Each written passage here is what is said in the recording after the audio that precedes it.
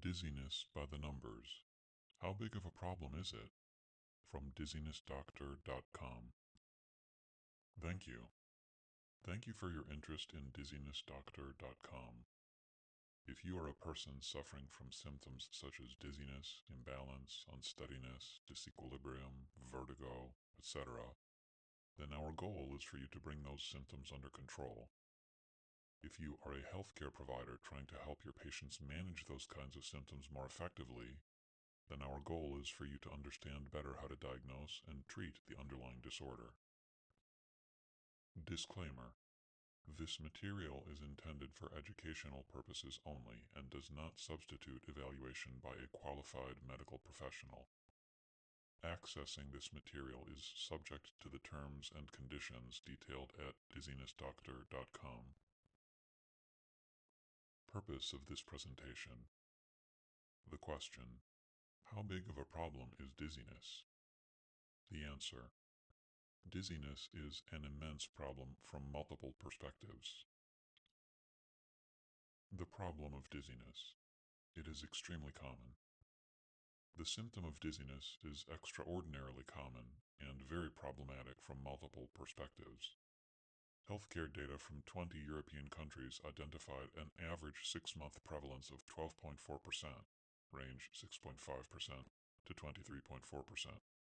In other words, in any 6-month period in Europe, about 1 in every 8 people experiences dizziness at some point. One study of National Health Interview Survey data documented the following statistics in the United States. In 2008, 24.2 million people reported having experienced balance problems in the past 12 months. The U.S. population in 2008 was 304.1 million. So about 8% of people experienced balance problems in 2008. In 2016, 36.8 million people reported having experienced balance problems in the past 12 months. The U.S. population in 2016 was 323.1 million. So about 8.8% of people experienced balance problems in 2016. While the overall percentage appears less than the earlier cited paper regarding dizziness in Europe, the longitudinal nature of data suggests that the percentage of patients with balance problems is slowly increasing. It increased by 10%, from 8.0 to 8.8%, over 8 years, from 2008 through 2016. The problem of dizziness: loss of time and productivity. Dizziness has significant societal impact in many ways. Obvious examples are the economic consequences due to lost productivity. Dizziness can cause people to miss days of work for adults and days of school for children. Healthcare utilization. Dizziness also incurs significant costs through healthcare utilization. In the United States alone, this symptom drives millions of people to seek medical attention every year, costing billions of dollars. Specifically, a study of hospital data from 1993 to 2005 found that every year about 3.3% of emergency room visits were for the symptom of dizziness. This means that about 1 in every 30 patients in an emergency room is there for the symptom of dizziness. In 2011, about 3.9 million emergency room visits were for dizziness. A study in 2016 found that the cost of evaluating and treating the symptom of dizziness in the emergency room cost over $10 billion per year. A study in 2021 estimated that the total annual medical expenditure for patients with dizziness was $48.1 billion. Ambulatory, which is to say outpatient, data from 1981 to 1985 reported that about 45% of all dizzy patients in the outpatient setting were evaluated by primary care clinicians. This usually refers to family practice doctors and general practitioners.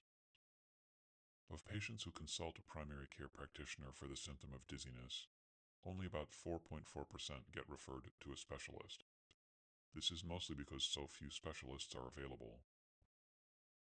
A cross-sectional analysis of visits for dizziness from the National Ambulatory Medical Care Survey found that over the 3-year period from 2013 to 2015, 20.6 million visits were for dizziness.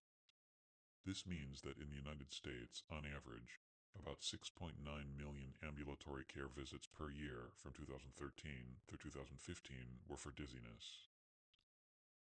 These statistics are imperfect, and the data are not synchronous. Nevertheless, to summarize, every year in the United States, about 36.8 million people experience dizziness. Not all of those people seek medical care. About 10.7 million medical visits are for dizziness. This includes 6.8 million ambulatory visits and 3.9 million emergency room visits. In other words, about 29% of people experiencing dizziness seek medical care.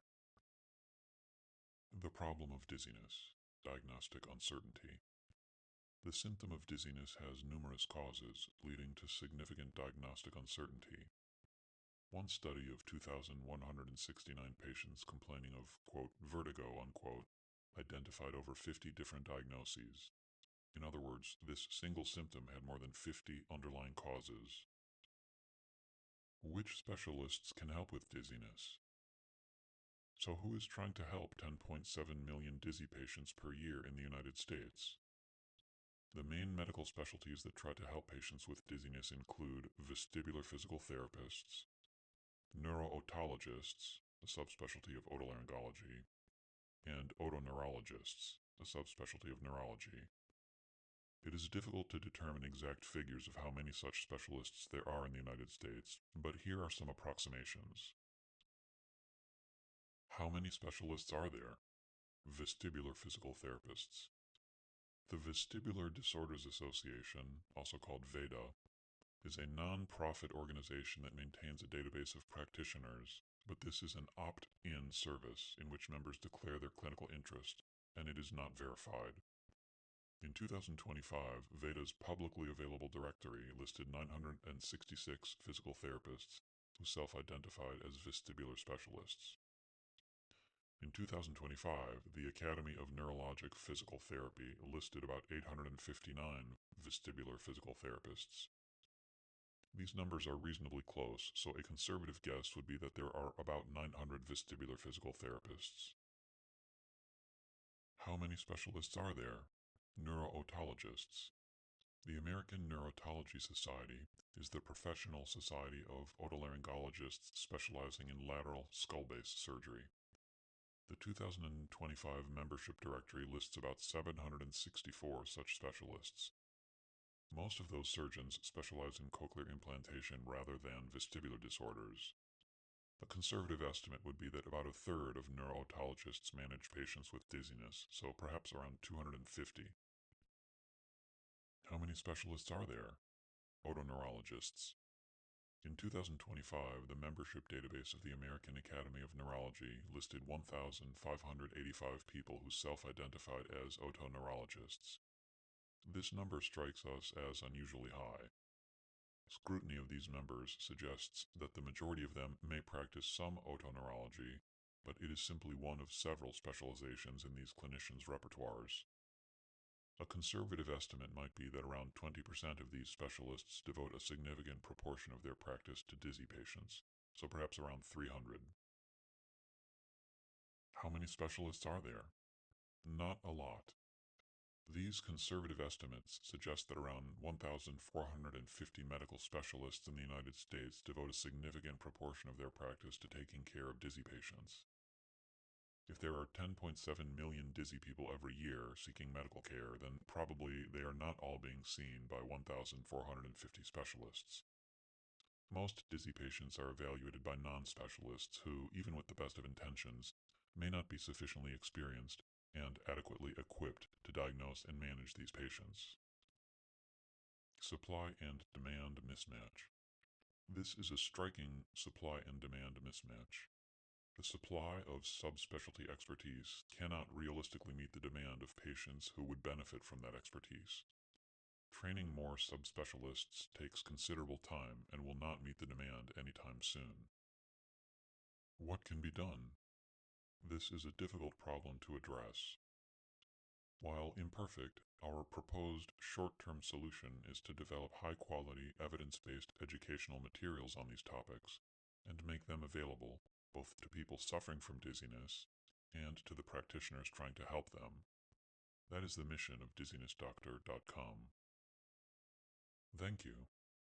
Thank you for viewing, reading, or listening to this material, and for your interest in dizzinessdoctor.com. We welcome your feedback and support. The highest compliment you can give us is to refer our educational materials to others who could benefit from them.